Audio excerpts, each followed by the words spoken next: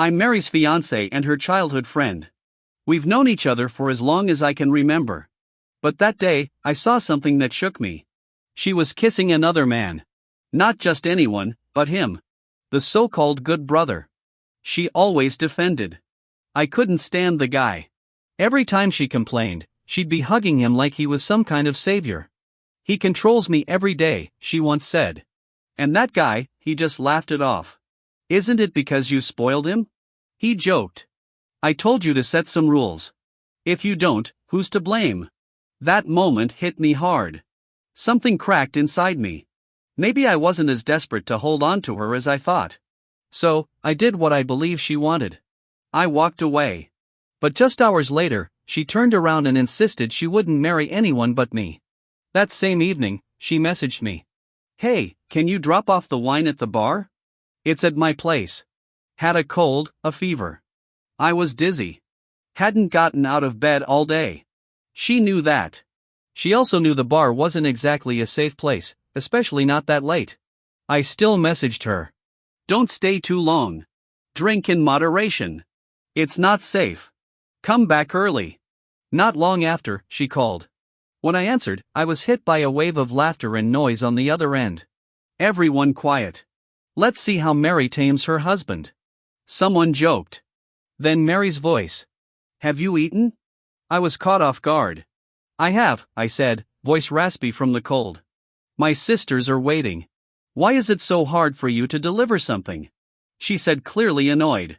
You've got the energy to eat but not to come here. I took cold medicine. I'm feeling dizzy. And that bar, it's chaotic. Just last week, a girl was taken by some thug. Please come home early, I pleaded. Then a man's voice cut in, one I knew too well. Forget it, Mary. Go get drinks for the ladies, he barked. It was Tom, her good brother. Don't worry, Mary, he added, laughing. Even if you lost your boyfriend, your brother won't let you go thirsty. The crowd roared in laughter again. A nauseous wave hit me. George, are you coming or not? She snapped. I sighed, stood up despite the fever, and dragged myself into a cab.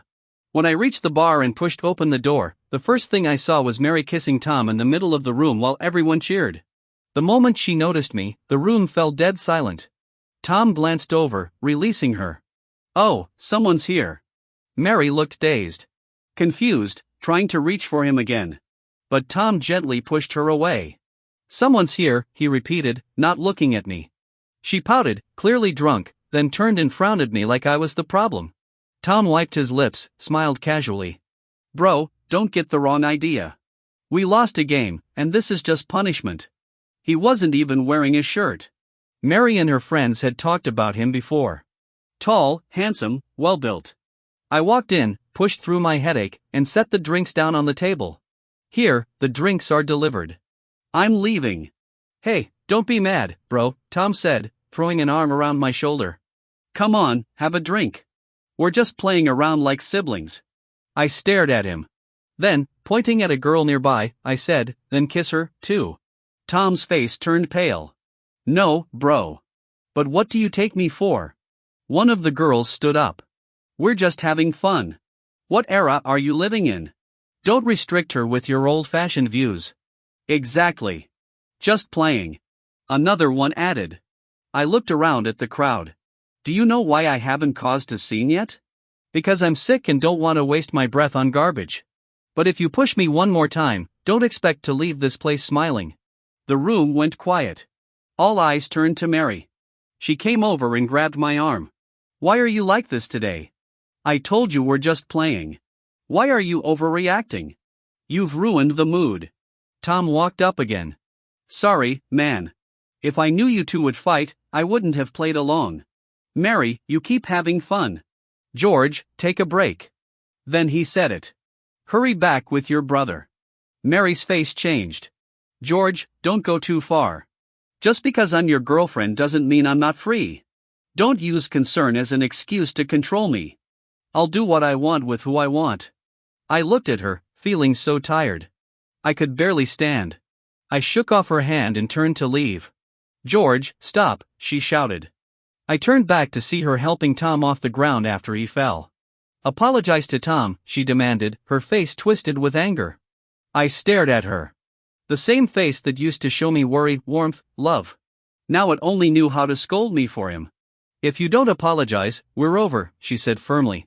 Everyone in the room stared at us like we were entertainment. "All right," I said. Mary's brows furrowed. "What?" I said. "All right," I repeated.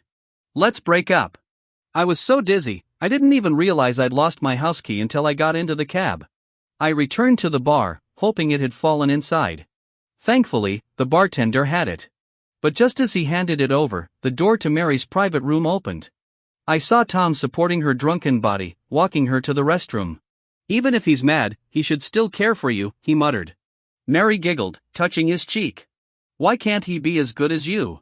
Tom sighed. "Honestly, he's kind of ungrateful. You treat him so well. Most guys would be jealous of him." Mary hesitated. Maybe you're right. Maybe he's just after my money." I felt like the ground shifted under me. They entered the restroom and the door locked behind them.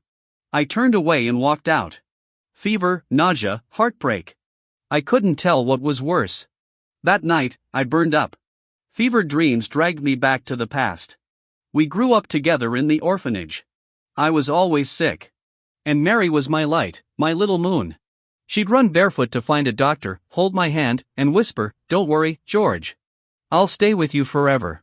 When the orphanage caught fire, she was pulled to safety, but ran back into the flames to save me. She got burned on her shoulder. That scar, I always saw it as proof of a love deeper than life itself. She had no one. I had no one. We were each other's world.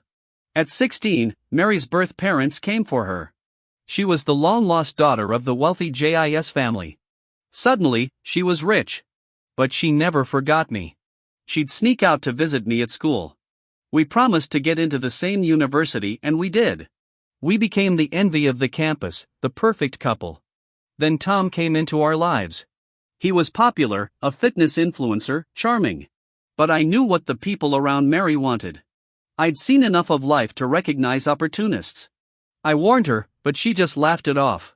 Maybe she liked being the center of attention. Eventually, she took me to meet her parents. She even knelt, begging them to accept me. Her father was gentle with her, but cold and dismissive toward me. To them, I was just an orphan, not worthy of their daughter. When they disapproved, Mary stood in the rain all night until she got sick. Her fever hit 40 degrees. I was so moved, I vowed to win her family's approval. But inside the JIS mansion, I never felt like a person. I was an object under constant scrutiny, and now it's all unraveling. I never told Mary about the way her family looked down on me. I didn't want to make things harder than they already were, especially after I graduated college when things were finally starting to look up. I got a great job offer, one with a bright future. My boss appreciated my work ethic, and I saw real growth ahead if I kept pushing. But the JIS family didn't care about that. They insisted I join the family business instead. That's when Mary and I had one of our biggest fights. She looked at me, eyes brimming with frustration and disappointment. "George, you're so willful. I don't get it. You're going to marry into the JIS family. Why won't you come help me? Why are you always so selfish?" Tears streamed down her face as she continued. "Back then I risked my life to save you, and you can't even compromise a little for me. So I gave in. I joined Jazz not because I wanted to but because I loved her. I endured her father's deliberate humiliation, his constant criticism, his impossible expectations. Every word I spoke, every move I made had to be calculated so I wouldn't give anyone a reason to look down on me more than they already did. Even when my performance exceeded expectations, I was never promoted. Young man, don't take titles and money too seriously. Her father said, what I'm giving you is valuable training. You're my future son-in-law. I'm hard on you because I want to help you grow. Promoting you would just cause gossip. Focus on taking care of my daughter. So, I swallowed it all for her because she once saved my life, because for a long time she was my light in this world. I'd look at the scar on her shoulder, the one she got from saving me, and remind myself to forgive her. No matter how intense our fights got, I'd always find a reason to stay. I didn't ask for much, just that we could stay together, keep going, and build a life. But today, everything shattered.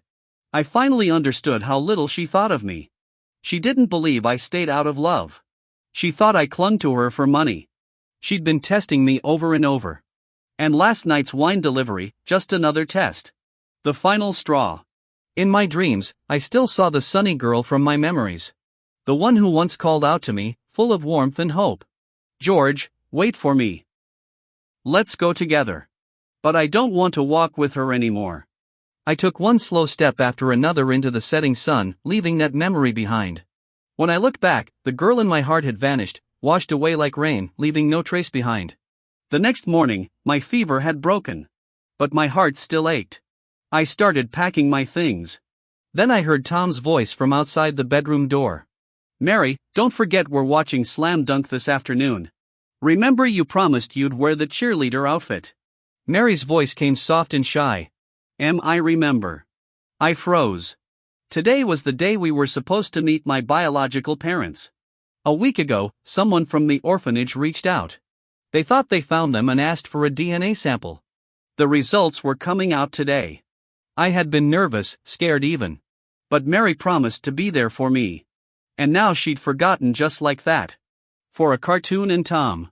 The bedroom door creaked open. Mary saw me packing and frowned. What are you doing? I don't have time to go with you right now. I don't need you to. I replied quietly.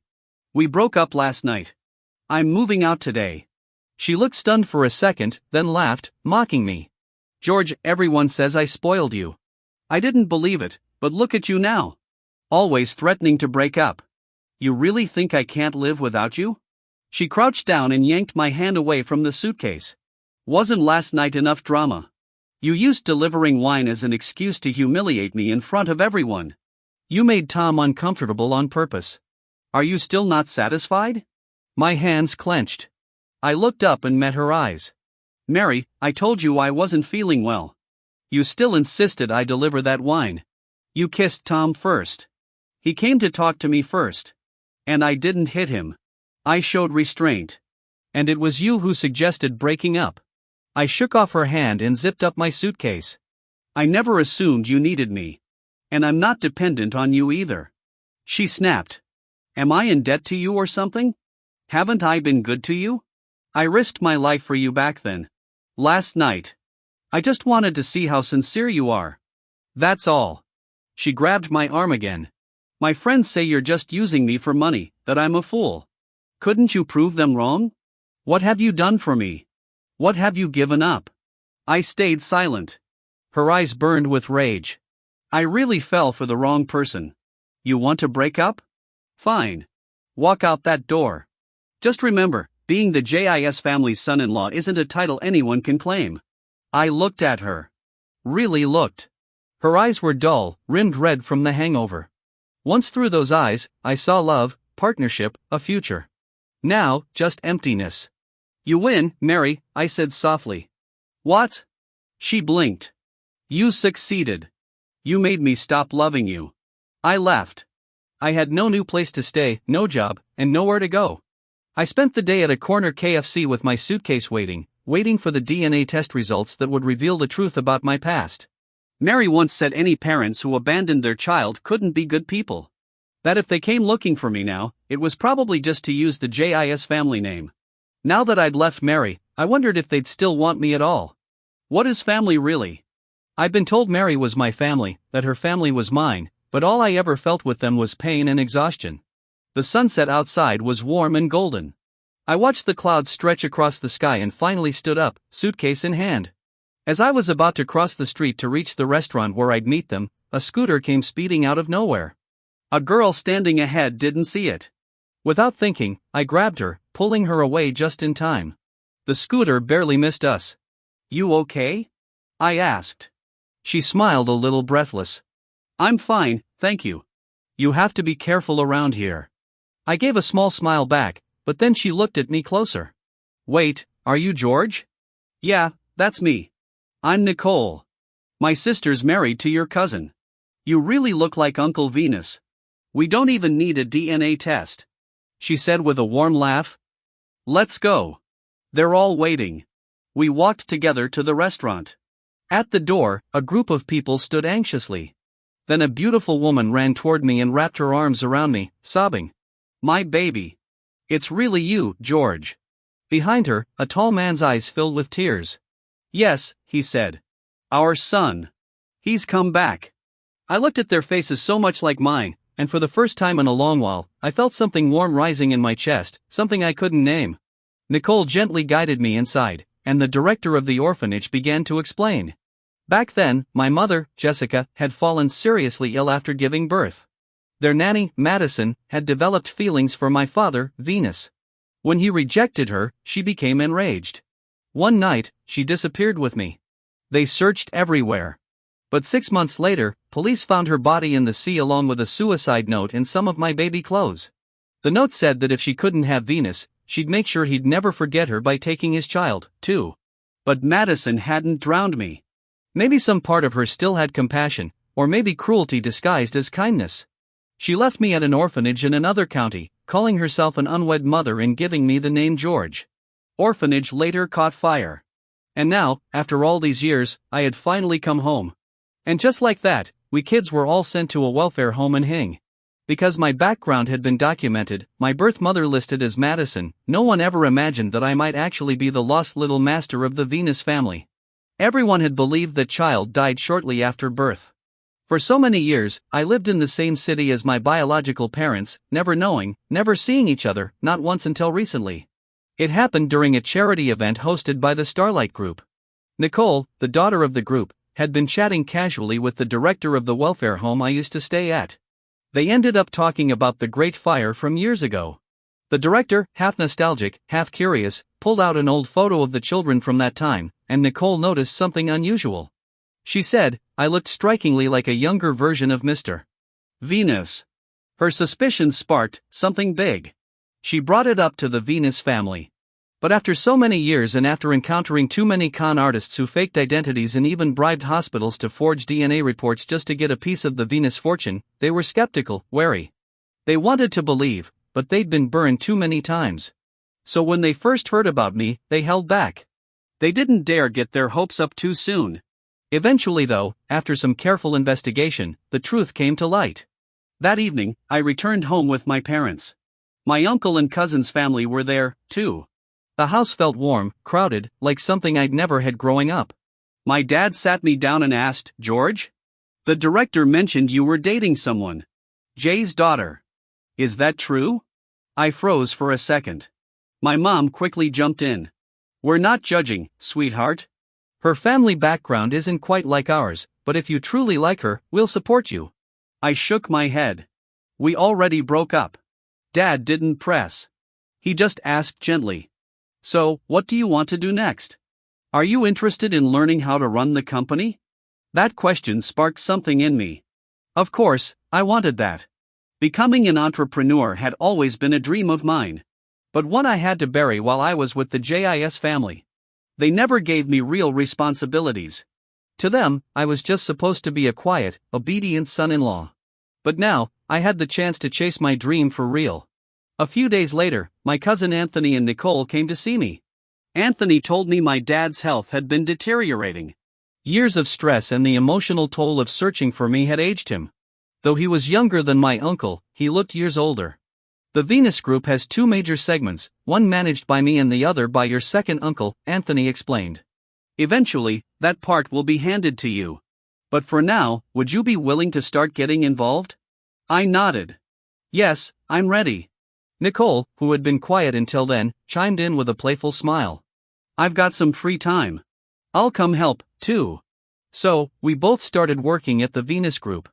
I kept my identity low-key at first, working as an executive assistant. Nicole came on board as my partner. At first glance, she might seem like your typical carefree rich girl, but that couldn't be further from the truth. She was sharp, intuitive, and surprisingly grounded. We negotiated deals together, met clients, and ran strategy sessions. Nicole had this way of saying things casually, even jokingly, but always managing to hit the target. She understood people. Under her relaxed exterior was someone with a razor-sharp mind. After work, we'd often sit together, going over the day's challenges, simulating negotiations, thinking through possible outcomes. Her insights helped me grow fast. And when I was tired, she'd nudge me to take breaks. Don't push yourself too hard, she'd say with a wink. A wise philosopher once said, rest is for going further. I laughed. Who said that? She grinned. No idea. But it sounds smart, doesn't it? Being around Nicole felt natural. For the first time in a long time, I wasn't carrying the weight of the world on my shoulders. A month passed quickly. One afternoon, I headed to the Starlight Mall to pick out a birthday gift for Nicole. Her birthday was coming up, and though she had everything money could buy, this mall was even owned by her family, I still wanted to get her something meaningful. After browsing for a while, I picked out a simple red blessing knot. Something symbolic, a thank you for her support and maybe more. As I passed one of the luxury counters, I suddenly heard a familiar voice. You're buying this for Annie. She'll love it. It was Tom. He and Mary were standing at a perfume counter. Mary looked tired, but when her eyes met mine, they lit up. George, she said, almost surprised. Tom glanced at me, then at the box in my hand, and walked over, grinning.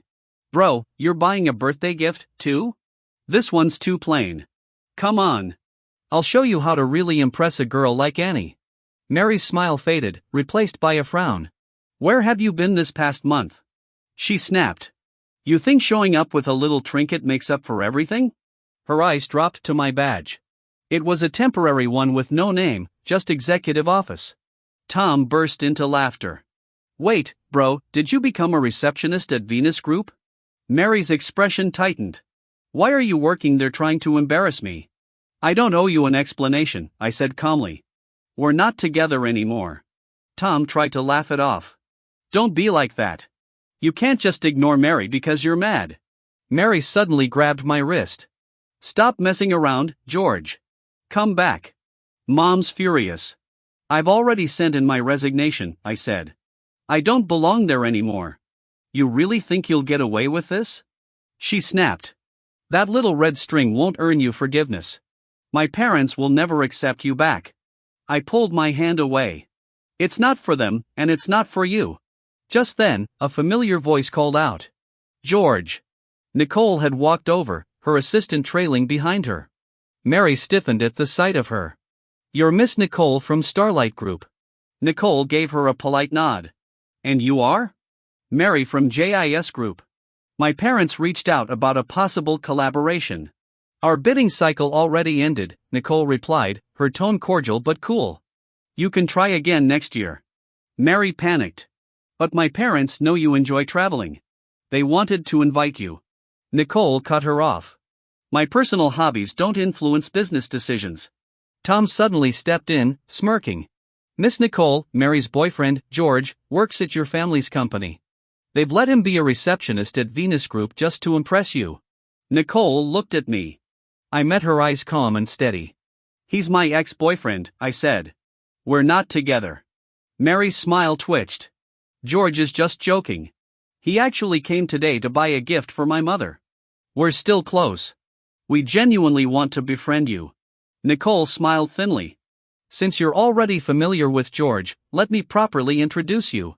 He's the assistant to the president of Venus Group. Mary blinked. What? He's very busy, so be sure to make an appointment in advance, Nicole added. A few days later, Mary booked a meeting with me. She sat across from me, stiff, forced. I kept it strictly professional, detached. I walked her through the proposal materials, but she suddenly interrupted. How did you become the president's assistant? She demanded. We're here to talk business, I replied. Did you sell yourself? She hissed. You graduated and did nothing but odd jobs at JS. Do you know how hard it is to even get an internship at Venus? Her voice cracked. Her eyes red. I worked so hard to protect you. I loved you all these years, and now you're just warming another woman's bed. I frowned. Let go. But she clung tighter. You're mine, George. You've always been mine. Don't think I don't see it. Nicole likes you, doesn't she? That's why she brought you into Venus. She was trembling. Why her, George? Has she ever saved you like I did? She's just richer than me. Is that all it takes? I looked at her, but all I felt now was emptiness. No, Mary, I said quietly. That's not what this is. Not anymore. George, Mary, wake up, I said in a low, firm voice. You keep thinking you're irreplaceable, that I'll always come back. But one day, someone will stop choosing you, and that day is today. She grabbed my hand. Her eyes were red. I love you, George. Why can't you see that? I gently shook her off. We've already broken up, Mary. It was just a fight, she insisted, desperate. I shook my head. No, you just can't accept it because I've always come back before. But this time is different. I've changed. I'm not the same George who used to beg for your attention. I handed her the documents. These are the JS Group's internal reports. They won't meet Venus Group's requirements and neither will we. There's no going back. Not in love. Not in business. She left and I stayed alone in that conference room for a long while. Saying those words, there's no going back, hurt more than I thought they would. For years, she was the woman I adored. And now we'd reached this point. My phone buzzed. Mary, I know I messed up that night. I drank too much and stupidly asked you to bring me wine. I didn't know you were sick until I saw the fever meds by your bed. George, I don't care about Nicole. Just come back. You're still mine. If you ignore me, I'll keep finding you until you change your mind. You can't just throw away everything we've been through. She sent a photo of the scar on her shoulder, the one I remembered from that night years ago. I felt something twist in my chest. Not love, just exhaustion. Like a damp, heavy weight pressed over my heart. I blocked her number. As the sun began to set, city lights lit up the floor-to-ceiling windows around me. A soft voice interrupted my thoughts. So, you're here? I turned. Nicole stood at the door, her expression gentle. She walked over and sat next to me. I heard you ran into Mary today. Didn't go well, did it? I nodded. I tried to treat it like a business meeting, but emotions still got in the way. Nicole smiled slightly. You did fine. My mom used to say, when you're in charge, everyone will try to sway your decisions with emotions. The key is learning how to stay grounded. I know. It's just been a rough day. She rested her head on the table. Same here. Want to get some air? Next thing I knew, Nicole had found 2 bicycles. We rode through the summer streets, stopping to eat at every food stall she spotted. Stinky tofu, fried cakes, grilled chicken skewers. She fed me like I was some stray animal she'd adopted. Watching her cheerful and carefree, I couldn't help but ask, you always seem so lighthearted. Don't you have any worries? Oh, I do, she said, brushing hair from her face. My sister's super successful. For a long time, I thought I had to be just like her to be worth anything. But then I realized, I don't need anyone's approval. I just need to be me. Smiled. That's pretty wise, Nicole grinned. I knew you'd get it. Her eyes drifted toward a nearby basketball court. Hey, George, can you play basketball? I used to pretty well, actually. I chuckled. Back in college, girls used to crowd around the court just to watch. Mary hated that. After a few arguments, I quit playing. It was just the 2 of us now on that quiet court. Nicole, who had never touched a basketball in her life, tried mimicking me. I corrected her stance, guided her movements. Why do you like playing? She asked. It felt free. I loved the competition, the chaos. It helped me forget everything else. I felt alive out there. To my surprise, she raised the ball and clang. It actually went in. She jumped in excitement like she just won a gold medal. Seeing her like that, it made me feel like myself again. Want to watch Slam Dunk? I asked. Later, we drove out to a small drive-in theater that happened to be showing it. Nicole was glued to the screen. I didn't expect basketball to be this fun, she said afterward. When I was younger, I loved Sakuragi Hanamichi. He was wild but full of heart. Most people wanted to be like him. But lately, I relate more to Miyagi. Ordinary guy, working hard every day, always underestimated, still fights like hell. Nicole looked at me like I just dropped the meaning of life. You sound like a philosopher, she teased. I laughed. You're way too easy to impress. Careful or some guy is going to charm you with fortune cookie quotes. I wouldn't fall for that, she said, voice suddenly softer. I only believe in people I like. About a week later, I started managing more of the family business. I was at the golf club one morning when my assistant Xiao Xiao approached. Someone's asking to see you, says it's important. Brought a gift, too. I frowned. Who is it? It's Mary's father. Sure enough, outside there he was holding a box. The moment he saw me, his face twisted in disgust. "George, you're here. Tom said you were a lackey at Venus Group." I didn't believe it, but here you are embarrassing yourself. "I told Mary you were no good." He sneered and pulled out his phone. "Let me take a photo. Let the world see this. You think just anyone can enter this club?" I didn't flinch. I poured myself tea and sat calmly at the table. "Exactly. Not just anyone can join, which is probably why you submitted 10 failed applications." He froze. Just then, Shirao came over with a folder. "President, I brought Mr. JS's application materials." Mary's father's face fell. President Shia Shah smiled innocently. "Yes, our little president is very busy today, but he made time to meet you."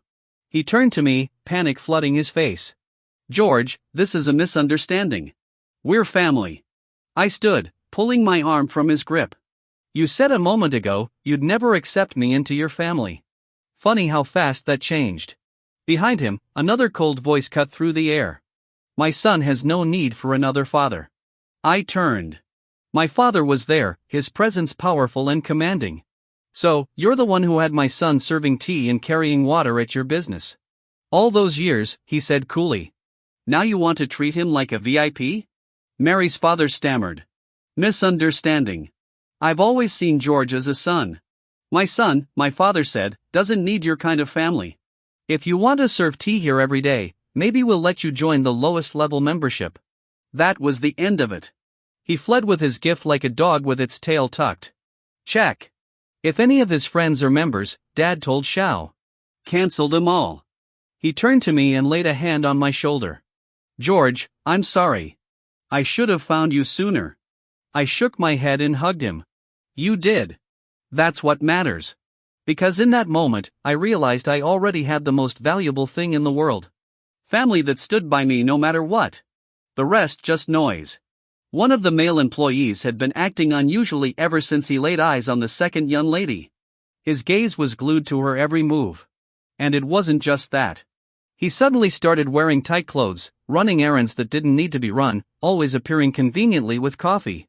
It was obvious he was trying to impress her, and it seemed like she didn't mind. He clicked his tongue in annoyance. This second young lady, always falling into the same old patterns. Just then, the door to the president's office opened.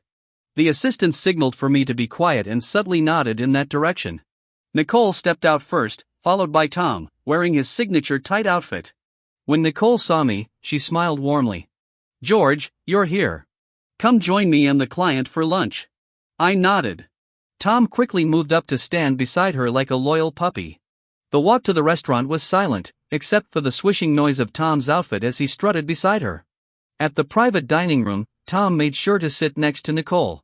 His eyes practically sparkling. "Miss Nicole," he grinned. "Can we order some king crab later?" Nicole laughed softly. "Let's wait for the guest to arrive before ordering the big dishes." Just then, the door opened.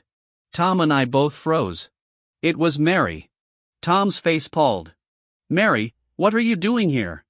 "I could ask you the same thing," she replied sharply. Before things could escalate, Nicole calmly interjected. "Let's eat first." Suddenly, the large TV screen in the room flickered to life. A security video played. Nicole's office. On screen, Tom was eagerly placing coffee in front of her, saying, "Aren't you Miss Mary's friend?" "Actually, I'm not that close to her. She's been pursuing me, but I haven't agreed. I mean, George and she are together. I'd never be the third wheel. Honestly, I'm not impressed with Mary. That time at the mall when she clung to you, I found it really embarrassing." He leaned in on the recording, voice low and greasy. "Miss Nicole, if you're interested in the JIS Group's core tech, didn't they just patent something confidential? I can help you with that." The video cut off. Nicole gently pushed a sealed envelope across the table. "I haven't opened this," she said calmly.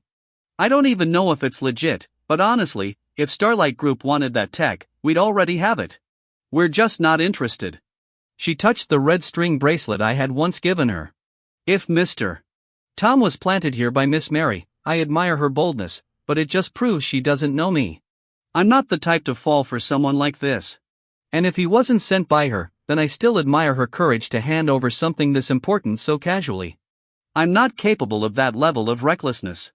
Mary's hands trembled as she gripped the envelope. After a long pause, she finally whispered, "I didn't send him to Starlight." Nicole nodded, a faint smile on her lips. "Then I'll consider today's return of the envelope as repaying a favor. No need to thank me." Then she added quietly, "But as the daughter of the JIS president, you really should know better." Recording Tom's voice. Despicable. Nicole chuckled.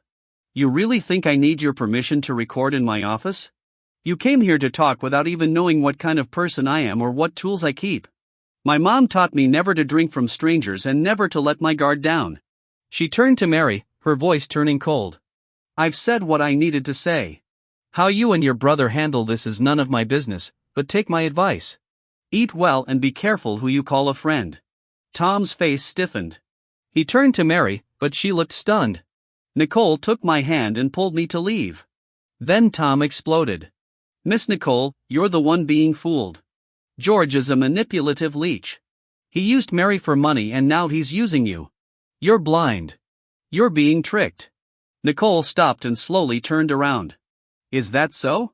she said, almost amused. "Well, if it's him, then I really don't mind." Tom looked like he'd been punched in the gut. Just then, Mary's phone rang. "Mom, can it wait?" She answered, but her voice grew quiet. "What? What did you say?" She looked up at me, completely stunned. "My mom said, you're the young master of the Venus Group, but you're not. Madison isn't." Her voice trembled and the phone slipped from her fingers. Tom's eyes went wide. "Wait, you're that George, the heir to the Venus Group?" I walked out without answering. Behind me, I could still hear Mary sobbing and the sound of a cup being thrown. I frowned and turned to the restaurant manager. "Check the damage, have them pay full compensation." That evening, the Venus family hosted a formal dinner, my official introduction to the business world. Everything was going smoothly until chaos broke out near the entrance. Mary's parents had arrived. Her father pushed past the reporters, dropping to his knees in front of me. "Please, George. Mary tried to take her life. You can't just abandon her now. She's loved you for years. You owe her your life." Her mother was screaming behind him, wailing as reporters swarmed us. In the lounge, I sat with my family and Nicole. My dad spoke first. "Don't worry, George. We've already talked to the media. There won't be any photos released, but not brother added. You've done enough today. Get some rest." But I shook my head and looked at them. "Dad Anthony, if I'm going to lead the Venus Group, I need to handle this myself. This is my responsibility. I'll end it." At the hospital, Mary lay pale and quiet on the bed. When she saw me, she immediately burst into tears, grabbing my wrist. "I knew you'd come. I knew you wouldn't abandon me, Mary," I said, voice low. "Do you really mean it when you say you can't live without me? Or is it just because of the Venus family's wealth?" She looked up startled. "What, George? How can you think that? My feelings have nothing to do with money."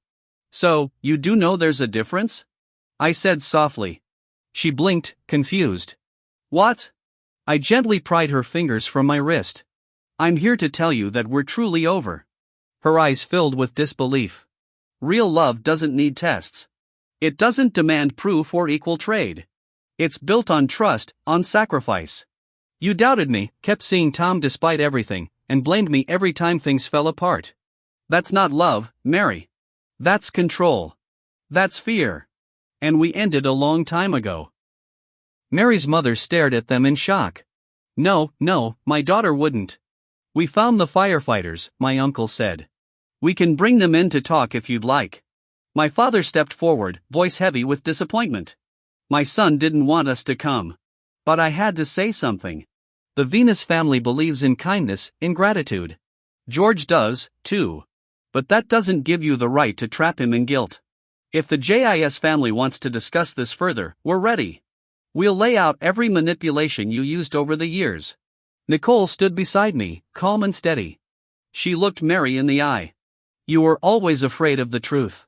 Afraid that even if you broke his wings, you still couldn't keep him because deep down you knew you were never enough to hold on to him." Mary didn't speak. She just cried. And in that silence, I turned and walked away. For good. But he was never someone you could cage. How can a soaring eagle ever be locked away in a cage? I looked at Mary for a long moment before stepping forward. "Mary," I said softly. "Stop risking your life like this. This will be the last time I come to see you. Next time, whether you live or die, it will have nothing to do with me." I turned and walked away. Behind me, her mother collapsed to the floor in a daze, whispering, "How did it come to this?" Mary sat by the bedside, still as a statue, staring into nothing. After that, I instructed the company's public relations team to contain the rumors and gossip swirling around my name and Mary's. We released an official statement to clarify things, but even so, the JIS family kept trying to reach out, calling, sending messages, even trying to get through to the Venus family. We ignored them. I threw myself into work, learning everything I could about managing the Venus group. At first, it was like trying to break through solid ice, but eventually I found the ocean beneath. The more I worked, the more clearly I saw the possibilities ahead. Slowly but surely, I started to earn respect. Not just because of my family name, but because of what I could actually do. Bit by bit, I began to stand on my own. To truly become a leader, the kind of man who could carry a legacy with his own strength. One evening, Nicole asked me to meet her at the basketball court. She was shooting hoops, and to my surprise, she could now make three-pointers. We sat resting by the sidelines afterward, the sky painted with twilight colors. My heart beat faster. I pulled out a bouquet of vivid red flowers I'd been hiding behind my back. "I've been wanting to tell you something," I began, nervous, but determined. "We really look like a family, don't we?" I scratched my head and laughed at how awkward I sounded. I know that's such a cheesy line, but honestly, I thought about this for days before working up the courage to say it. Nicole blinked in surprise, her eyes wide and soft. I held the bouquet out to her. Back then, I was so lost. I didn't believe in myself anymore. But being around you, it felt like basketball. You don't know if you'll score until you take the shot. A good partner, I continued, doesn't hold you back. She doesn't put you in a cage. She runs with you. Stands beside you. So, will you run with me? Nicole stared at me, stunned. Then, suddenly, she jumped up and wrapped her arms around my neck.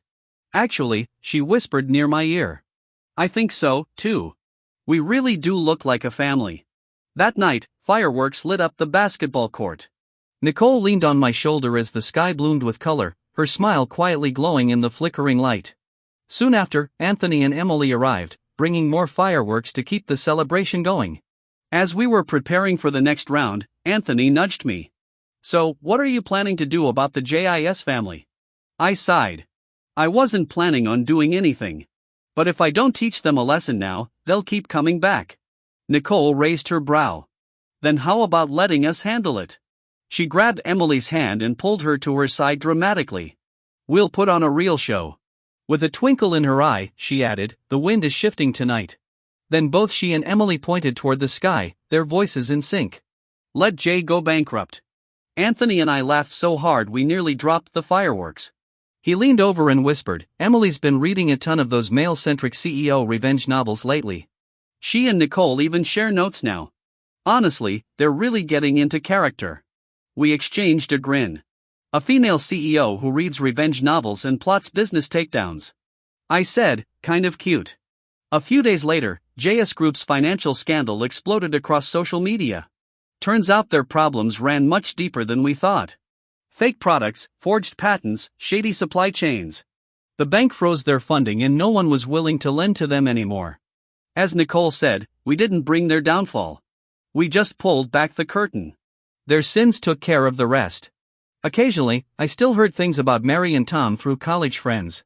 After the JIS collapse, everyone distanced themselves from Mary, worried she'd come asking for help or money. Her so-called best friends vanished overnight. And Tom, his downfall was even worse. I accused him of stealing trade secrets. At the same time, several boyfriends exposed screenshots of his flirty DMs with their girlfriends. One guy even went so far as to hire someone to beat Tom up. Tom was left with lasting injuries, and now he's tangled in a lawsuit. But honestly, none of it has anything to do with me anymore. I've taken over the Venus Group fully, completely, and I'm preparing to marry Nicole, the woman who stood by me when I was at my lowest and helped me find my wings again.